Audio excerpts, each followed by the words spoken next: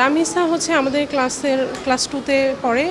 ও খুবই ব্রিলিয়েন্ট একটা স্টুডেন্ট, খুবই অমায়িক, সবার সাথে খুব ভালোভাবে মিশতো। তারপরে খুব ফুলের মতো একটা বাচ্চা। এরকম একটা বাচ্চা আমাদের স্কুল থেকে বা আমাদের দেশ থেকে ঝরে গেছে। আমরা খুবই দুঃখিত। আমরা চাই যেন ওর মতন আর কেউ আমাদের পৃথিবী ছেড়ে চলে না যাক। এই ঘটনাটা অহরহ হচ্ছে। এগুলোর দৃষ্টান্তমূলক একটি শাস্তি যদি আমরা সবাই চোখের সামনে দেখতে পারি, তাহলে আমাদের সবাই আমরা খুবই খুশি হব।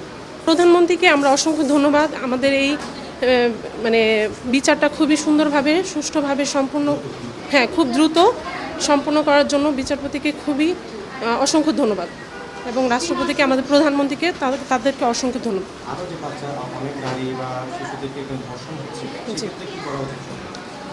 অবশ্যই পদক্ষেপ, এখনও ঝুলে আছে। প্রত্যেকটা রায় কার্যকর করা উচিত। প্রত্যেকটা মনে করেন আমাদের দেশে এমনভাবে দেশটা এখন পরিচালনা করা উচিত যেন আর এরকম ঘটনা আমরা না দেখতে পারি, আর পুনরাবৃত্তি না হোক।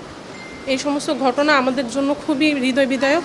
আমরা এগুলো সহ্য করতে পারতেছি না, আমাদের সহ্য করার মতো ক্ষমতা নাই। আমাদের একটা বাচ্চা, আমাদের স্কুলের বাচ্চা হোক আর আমার বাচ্চা হোক, একই কথা।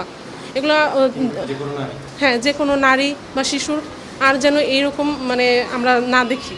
ঠিক আছে, সরকারের কাছে বিনীত অনুরোধ, এগুলোর সুষ্ঠু তদন্ত করে সুন্দরভাবে বিচারটা কার্যক্রম করুক, আর আমাদের দেশকে সুন্দরভাবে পরিচালিত করুক।